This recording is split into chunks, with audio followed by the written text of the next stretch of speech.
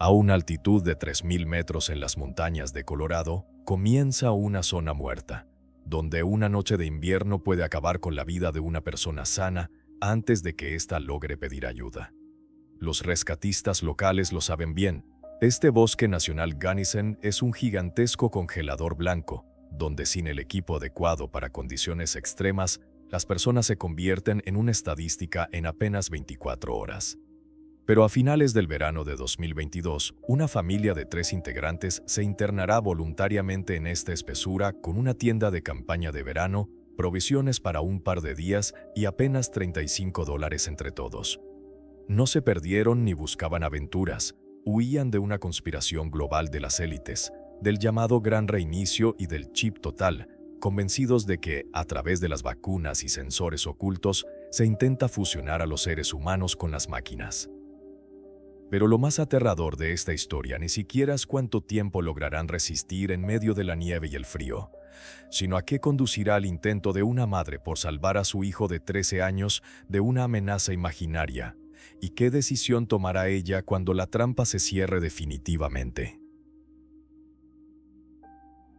La mayor de las hermanas se llamaba Rebecca Vance, y para aquel otoño había cumplido 42 años. Junto con su hermana menor, Christine, de 41, creció en una familia estadounidense común. Perdió a su madre en 2007 y pasó gran parte de su vida adulta en la industria de los semiconductores, donde ambas ensamblaban microchips para computadoras. Fue allí, en la fábrica, donde en 2009 Rebecca conoció al padre de su futuro hijo. En este hecho se escondía una amarga ironía que nadie pudo advertir entonces, pues la mujer, que durante años trabajó con silicio y microelectrónica, terminó convencida de que detrás de la tecnología moderna se ocultaba un plan contra el ser humano. El tercero en este grupo era su hijo, Talon, de 13 años, un adolescente que recibía educación en casa, un chico callado que amaba las computadoras y los videojuegos, que vivía sin teléfono ni redes sociales y que obtenía casi toda su interacción social a través de la pantalla de una tableta y una consola. Su madre lo crió alejado de sus pares y en cierto momento no le permitió regresar a la escuela convencional cuando las clases volvieron a ser presenciales. Su decisión de apartar a su hijo de la gente no nació de la ligereza, sino de un miedo que para ella se había convertido en un sistema coherente y cerrado. Creía que detrás de la pandemia y del cuidado de personas influyentes se escondía un plan que, en su imaginación, llevaba el nombre de Gran Reinicio del Mundo. Un proyecto para someter al ser humano y fusionarlo con las máquinas mediante medicamentos y sensores invisibles implantados en el cuerpo bajo la apariencia de vacunas. Ni los argumentos de sus seres queridos, ni la evidente seguridad de una vida normal podían quebrantar esta convicción, porque su miedo se había transformado hacía tiempo en un sistema hermético que no dejaba pasar ni una sola objeción. El único remedio que encontraba era la distancia entre su hijo y el resto del mundo. Cuanto mayor era esa distancia, más tranquila sentía que podía respirar. Christine la siguió, no por compartir las mismas creencias, sino por lealtad, por ese vínculo entre hermanas que tras la temprana muerte de su madre se había convertido en el principal apoyo para ambas. El lugar que eligieron se encontraba en las profundidades del bosque National Gunnison, cerca del abandonado pueblo minero de Ohio City, junto al arroyo Gold Creek y debajo de la cresta sin árboles de Fossil Ridge. Tras tomar el camino forestal número 771, la familia instaló su campamento a casi 140 metros de las áreas designadas, allí donde los árboles ocultaban la tienda de la vista ajena. El campamento de Gold Creek en sí constaba de solo 6 parcelas sin guardabosques y sin costo de pernocta, un sitio donde en pleno invierno no aparecía ni una sola persona durante meses, lo que hacía que su refugio fuera aún más imperceptible. Aquel refugio mismo revelaba lo poco que entendían de lo que les esperaba, pues la ligera tienda de nylon estaba diseñada para noches cortas y cálidas. Dormían sobre una manta fina sin aislantes térmicos y planeaban purificar el agua con 2 filtros de tipo pajita, dispositivos que pierden su eficacia en cuanto el agua en su interior se congela. Incluso el calzado que llevaron, botas de senderismo ligeras, zapatillas y sandalias abiertas, Era adecuado para senderos de verano, pero de ninguna manera para la nieve y las heladas. Mientras el calor se mantuvo a finales del verano, esta precariedad del equipo permaneció invisible, y la tierra devolvía durante la noche, de forma lenta y generosa, el calor acumulado durante el día. Poco antes de su partida, sus familiares intentaron disuadirlos de lo que planeaban. La hermanastra de Rebecca, Trevala Hera, junto con su esposo Tom, les ofrecieron otro camino: su terreno en las montañas, equipado con una casa rodante y un generador, donde la misma paz y el mismo aislamiento de la gente habrían estado al alcance de la familia sin tener que pagar un precio mortal. Además, Tom les aseguraba que no había ninguna prisa. Rebecca rechazó todas las concesiones y toda su preparación para pasar el invierno de forma autónoma en la montaña consistió en videos de instructores aficionados a la supervivencia que ella veía una y otra vez en casa. Desde el punto de vista de un observador externo, que recopiló estos hechos más tarde, aquel rechazo, y no el frío ni la nieve, fue la primera bifurcación tras la cual comenzó a desenrollarse un mecanismo irreversible, porque al rechazar la casa rodante a cambio de una autonomía absoluta, ellos mismos se privaron de su único plan de reserva incluso antes de que cayera la primera nevada. La autonomía que eligió Rebecca se sostuvo desde el principio por un hilo muy fino, y ese hilo era el automóvil, el mismo Hyundai en el que subieron a la montaña y que permanecía como su única conexión con el mundo de abajo. Mientras duró el otoño, el vehículo funcionó como un puente entre el campamento y la civilización, y en 2 ocasiones, en agosto y en octubre, la familia bajó en él hasta el pueblo de Gunnison para buscar provisiones. Durante el viaje de octubre, el padre de las hermanas, Donald Dance, les transfirió $500 con los que hicieron compras en el supermercado, y aquel reabastecimiento resultó ser la última gran inyección de recursos desde el exterior. Mientras tanto, el sistema circundante comenzó a cambiar las reglas porque en los últimos días de octubre cayó la primera nieve en las alturas, y para mediados de noviembre, las temperaturas nocturnas descendieron de forma estable bajo cero, transformando lo que en verano parecía un campamento solitario en un punto aislado en medio del invierno que avanzaba.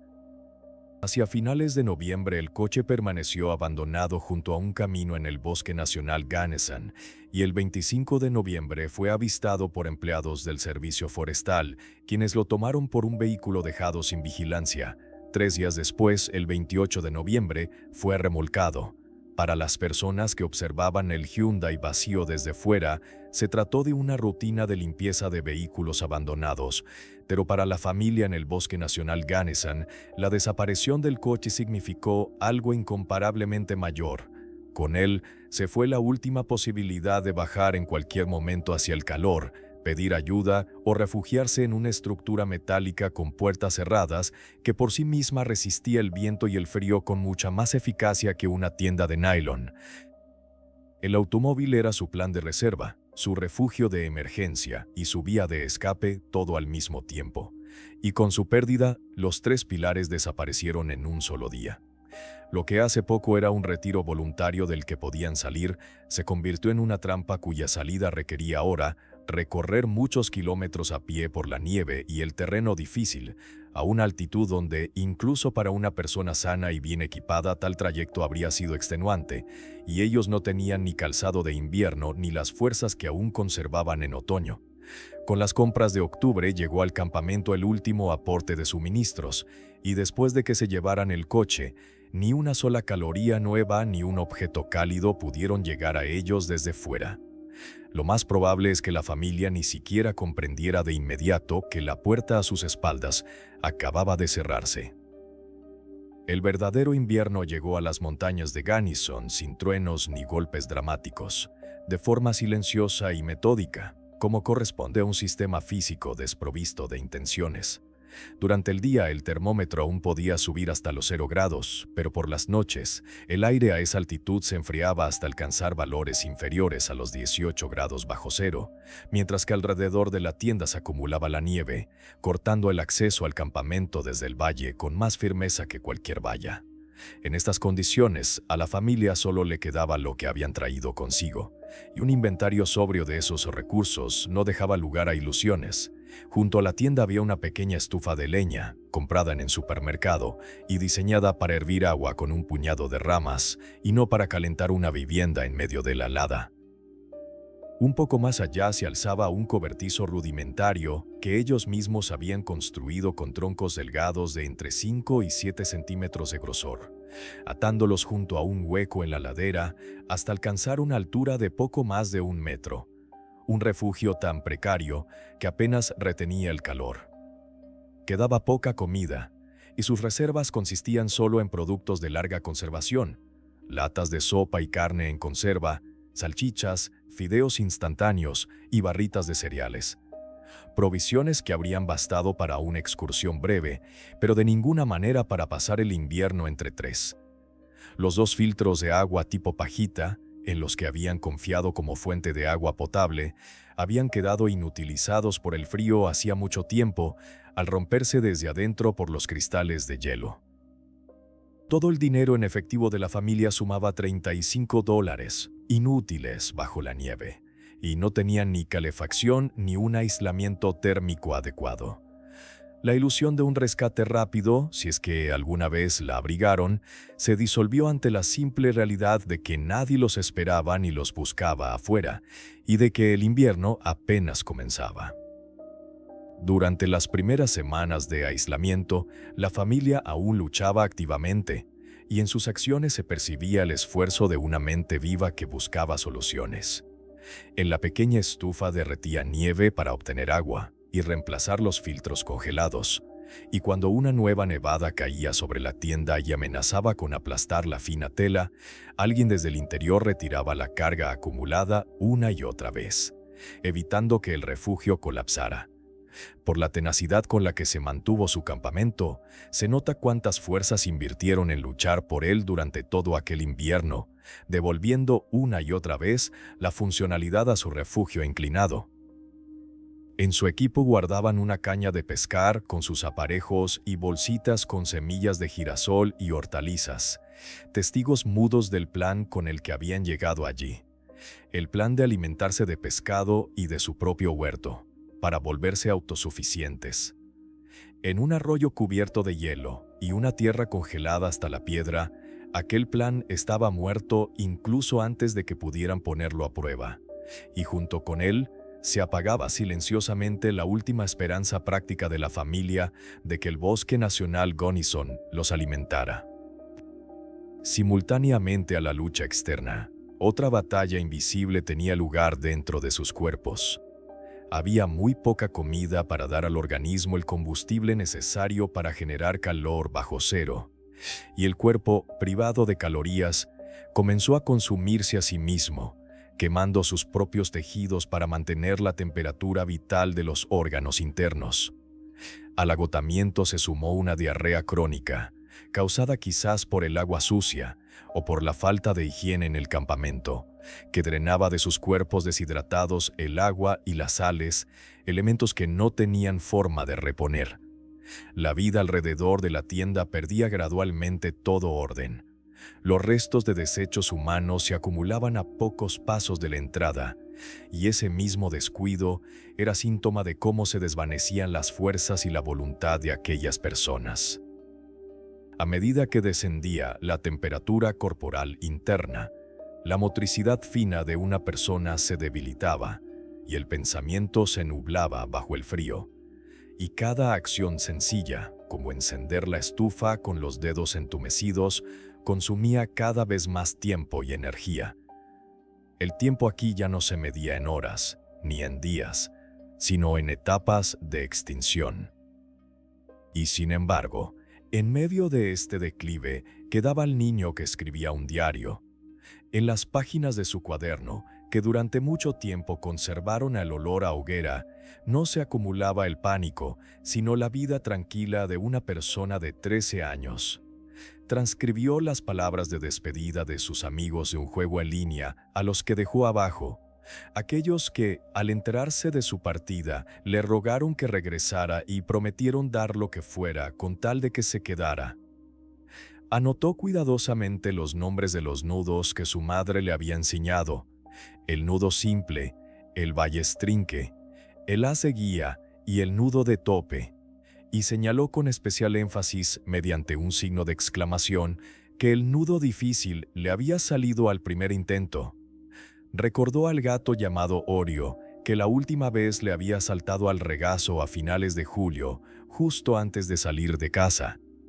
También anotó su crisis de camino a las montañas, cuando todo a su alrededor dejó de sentirse como antes, y cómo su madre, al consolarlo, le permitió elegir un dulce.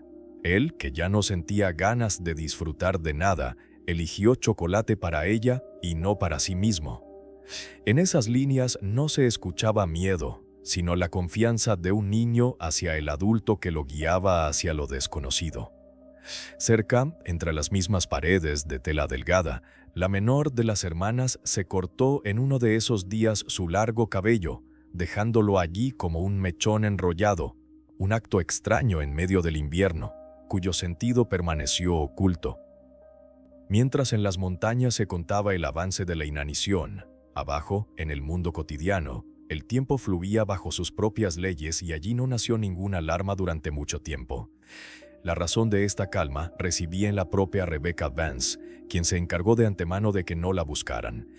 El primer día de agosto, justo antes de partir, contactó a la madre del padre de Talon, la abuela del niño por parte paterna, una mujer llamada Marilyn Burton, y le comunicó que la familia se mudaba a Virginia Occidental, a 2.000 kilómetros de las montañas a las que realmente se dirigían. Este rastro falso desvió los pensamientos de sus allegados al extremo opuesto del país y desvalorizó cualquier preocupación futura antes incluso de que pudiera surgir. Al marcharse, no dejó a sus familiares ni una dirección real, ni un itinerario, ni una fecha de regreso con la que se pudiera entender a tiempo que había ocurrido una desgracia. Incluso para quienes la amaban, simplemente no había a dónde ir a buscar. En otoño, Marilyn Burton comenzó a inquietarse y trató de llamar a Rebecca Vance una y otra vez, pero su teléfono estaba desconectado desde hacía mucho y las llamadas se perdían en el vacío. Para octubre, la familia empezó a figurar como desaparecida, aunque nadie sabía exactamente dónde buscarla, porque la única dirección que tenían los familiares conducía a otro estado. En esto consistía la cruel ironía de su situación. Mientras las hermanas y el niño luchaban contra el frío a solo 140 metros de un camping señalizado, para el mundo exterior se habían disuelto en algún lugar del otro extremo del país. Y aquellas semanas preciosas en las que aún se podía haber seguido su rastro, se escapaban en el silencio de la vida normal, donde abajo la gente terminaba tranquilamente el otoño y recibía el invierno, sin saber nada del campamento bajo la cresta de Fossil Ridge, ni de que allí el tiempo se medía desde hacía mucho no por el calendario, sino por las etapas de la inanición. La historia del rescate de esta familia casi no tiene contenido, y la ausencia misma de este dice mucho. No se desplegó una operación de búsqueda y rescate en toda regla, con helicópteros, grupos terrestres y rastrillaje de la zona, porque no había sobre qué ni dónde desplegarla. Las personas capaces de buscar no tenían ni un punto en el mapa, ni una dirección, ni siquiera la certeza de que debían buscar en Colorado o en Virginia Occidental.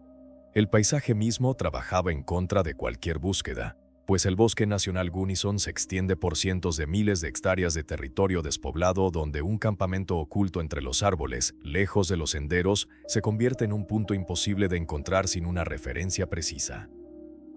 Incluso la única señal que el mundo exterior recibió, el vehículo abandonado junto a la carretera, fue interpretado no como el rastro de personas desaparecidas, sino como equipo sin dueño sujeto a remolque. Cualquier verificación de bienestar que las autoridades pudieran haber realizado requiere ante todo una dirección, y la familia no la tenía para nadie. Además, el camping donde se instalaron cerraba en invierno y quedaba sin guardabosques, por lo que ni siquiera una ronda de vigilancia rutinaria habría llevado a nadie hasta la tienda oculta. Se llevaron el coche sin vincularlo con el destino de nadie, y con él desapareció el último hilo por el cual alguien ajeno podría haber llegado hasta la tienda. Así convergieron las dos líneas de esta historia, y ambas conducían a un callejón sin salida. Por fuera, el rastro falso seguía desviando toda esperanza de rescate hacia el otro extremo del país, mientras que dentro de la tienda, bajo el peso de la nieve y en la oscuridad que a esa altitud llegaba cada vez más temprano con cada día que pasaba, las fuerzas de la familia llegaron a su límite. En esta última y más oscura etapa, el frío cobró su cuenta primero a quien estaba destinado a perder antes que los demás. El organismo de un niño pierde calor más rápido que el de un adulto, porque por cada kilo de peso el niño tiene más superficie de piel por donde se escapa el calor. Además, los meses de desnutrición dejaron al chico de 13 años casi sin las reservas de grasa necesarias para mantener la temperatura vital. Zawan, por cuya salvación se había emprendido toda esta huida, se apagó primero. Para la madre, que había llevado a su hijo al bosque nacional Ganeshan para protegerlo de una amenaza imaginaria, este fue el fin no solo del niño, sino de toda la lógica que sostenía su elección. Ella y su hermana sacaron el cuerpo del chico fuera, más allá de las paredes de la tienda, y ese mismo acto, dictado tal vez por un último cuidado o por la imposibilidad de permanecer junto al fallecido en la estrechez del refugio común, se convirtió en el punto más doloroso de toda esta historia. La mujer, para quien la distancia del mundo era la única medida de seguridad, permaneció en la tienda helada junto a su hermana tras haber perdido a aquel a quien esa misma distancia debía haber salvado. Las hermanas sobrevivieron al niño porque el cuerpo adulto resiste el frío durante más tiempo gracias a sus mayores reservas, pero fue solo una demora, no una salvación. En la tienda, donde ahora encendían la estufa con menos frecuencia y ya no se esforzaban tanto en quitar la nieve de la tela que se hundía, los días se hacían más cortos y oscuros. Los cuerpos agotados ya no podían calentarse por sí mismos y la conciencia se reducía a las sensaciones más simples de frío y cansancio, hasta que todo su mundo se redujo al tamaño de un saco de dormir congelado. Nadie registró lo que ocurrió en aquel refugio durante los días y noches siguientes, porque el cuaderno del niño enmudeció junto con él, y las dos hermanas quedaron solas con el frío, la oscuridad y el silencio, en el que ya no resonaban ni llamadas desde abajo, ni pasos de ayuda desde el exterior. Pasaron casi 11 meses antes de que el mundo exterior tropezara finalmente con lo que quedaba del campamento bajo la cresta de Fossil Ridge. Al atardecer del 9 de julio, ya del verano siguiente, un excursionista llamado C.J. Malcolm, que subía con su familia lejos de los senderos marcados, divisó entre los árboles, debajo de la cresta, una tienda de campaña de nylon gris y junto a ella, en el exterior, el cuerpo de un adolescente. Dio aviso del hallazgo y al día siguiente, 10 de julio, los investigadores de la oficina del sheriff del condado, junto con el forense de Gunnison, Michael Burns, cruzaron el arroyo Gold Creek y subieron hasta el campamento, que seguía en el mismo lugar, a casi 140 metros de un camping señalizado, a una altitud de unos 3.000 metros. La escena que encontraron hablaba por sí sola y no requería palabras. El cuerpo de Talon yacía afuera en posición fetal, lejos de la entrada, allí donde lo habían sacado en invierno, y el niño aún llevaba un rosario verde al cuello. Al haber permanecido más tiempo que los demás fuera de la tienda, sus restos sufrieron más los efectos de la intemperie y parte de sus órganos internos ya no pudieron ser examinados. Dentro de la tienda, los investigadores encontraron a ambas hermanas. Rebecca yacía sobre un saco de dormir. Su cuerpo, tras largos meses de frío y aire seco de montaña, se había momificado parcialmente y llevaba al cuello una cruz de madera y un silbato de emergencia. Cristina estaba abrigada dentro de un saco de dormir azul, con un gorro de lana brillante, como si hasta el último momento hubiera intentado retener los restos de calor. Ninguno de los tres llevaba calzado ni calcetines, como si al final ya no distinguieran que afuera helaba, y las sencillas cruces corporales, el rosario y el silbato permanecieron con ellos como últimos signos de fe y esperanza. Cerca yacían folletos leídos sobre supervivencia y recolección de plantas comestibles, una antigua colección de apócrifos y aquel mismo cuaderno del niño. Entre las pertenencias se encontró también un mechón de cabello oscuro enrollado, el mismo que alguien había cortado en pleno invierno. La autopsia realizada por el forense Michael Barnes redujo todo a una conclusión seca y unívoca. La causa de la muerte de los tres fue la desnutrición extrema y la hipotermia, y el fallecimiento se dictaminó como un accidente, sin que mediara intención dolosa alguna. Los cuerpos habían alcanzado el límite de la delgadez. El niño pesaba unos 18 kilos, la mayor de las hermanas aproximadamente 45 y la menor unos 43 kilos y medio. En la mucosa gástrica de Rebecca se hallaron pequeñas hemorragias, conocidas por los médicos como úlceras de Wisniewski, que sirven como uno de los pocos rastros post-mortem fiables de la muerte por frío. No se encontró monóxido de carbono en la sangre, lo que descartó la versión de un envenenamiento provocado por su pequeña estufa. Por el conjunto de indicios, el forense concluyó que los tres probablemente fallecieron hacia finales de diciembre, mucho antes de que comenzaran a buscarlos en serio. La noticia del hallazgo devolvió a la familia Vance al mundo exterior, del que tanto se habían esforzado por desaparecer, pero esta vez en forma de titulares y documentos judiciales.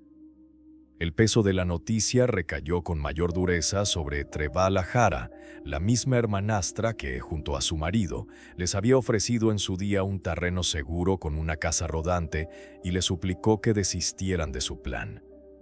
A ella le tocó vivir con la conciencia de que sus seres queridos se habían marchado, dejándola atrás deliberadamente y privándola de cualquier posibilidad de intervenir, pues la ayuda que ella había tendido fue rechazada, y entre ella y los fallecidos quedó para siempre aquella petición de quedarse sin una respuesta. A finales de agosto de 2023, el forense publicó los resultados de la autopsia, y casi un año después, la primavera siguiente, se conocieron los materiales de la investigación y el contenido del cuaderno encontrado. Fue entonces cuando la historia, que al principio parecía solo el enigma de tres cuerpos en el Bosque Nacional Janssen, adquirió un rostro humano y la voz de un niño que se preparaba para lo desconocido. Fueron esas 24 páginas escritas a mano por un niño y que aún conservaban el olor a hoguera y no las secas líneas de un protocolo, las que hicieron que miles de desconocidos sintieran esta pérdida como propia. La historia fue recogida por los principales canales de televisión y periódicos de ambos lados del océano, y en todas partes sonó igual, como una advertencia a dónde puede conducir el miedo cuando se desconecta de la realidad, y sobre la fina que es la línea entre el deseo de proteger a un hijo y la decisión que, a la larga, lo condena.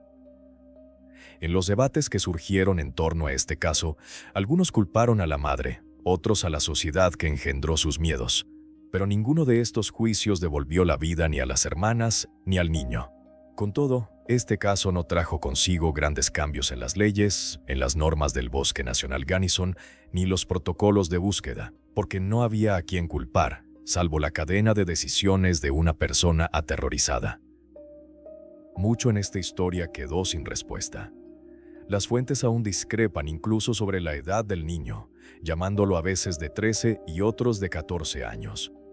Nadie conoce la secuencia exacta ni las fechas en las que las hermanas se apagaron tras el hijo, como nadie puede decir por qué la menor de ellas se cortó el cabello en invierno, o qué fue lo primero que minó su salud, si el agua en mal estado o el abandono del campamento.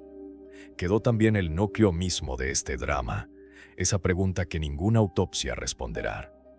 ¿En qué momento exacto el cuidado por la seguridad del hijo se transformó en la fuerza que lo llevó a una altitud de 3.000 metros, desde donde para él ya no hubo camino de regreso? La historia de Rebecca Vance y su familia nos obliga a reflexionar sobre cosas que aterran más que cualquier helada de montaña. ¿Dónde se encuentra esa línea fina e invisible donde el deseo de proteger a un hijo se transforma en un miedo que no le deja ni una sola oportunidad? Estamos acostumbrados a temer los peligros del mundo exterior, pero esta historia nos recuerda que a veces la trampa más terrible no nace en un bosque nacional Gunnison nevado, sino en una mente humana cerrada a la realidad. Rebecca creía sinceramente que salvaba a Tollon, de 13 años, de los microchips y las conspiraciones, pero lo llevó a un lugar donde la naturaleza no conoce ni teorías ni piedad. ¿Y ustedes qué opinan? ¿Qué hubo más en las acciones de esta madre? ¿La locura engendrada por los miedos de nuestro tiempo o un amor desesperado y sincero que terminó pagando el precio más alto? Escríbanlo en los comentarios, para mí es realmente importante saber qué sienten después de esta historia. Si este episodio los hizo reflexionar, dejen un me gusta, eso ayuda a que los algoritmos se lo muestren a otros espectadores, y no olviden suscribirse al canal. Aún quedan muchas historias sobre la naturaleza humana, la supervivencia y destinos que es imposible olvidar. Gracias por ver hasta el final, cuiden a sus seres queridos y no pierdan el contacto con la realidad. Hasta pronto.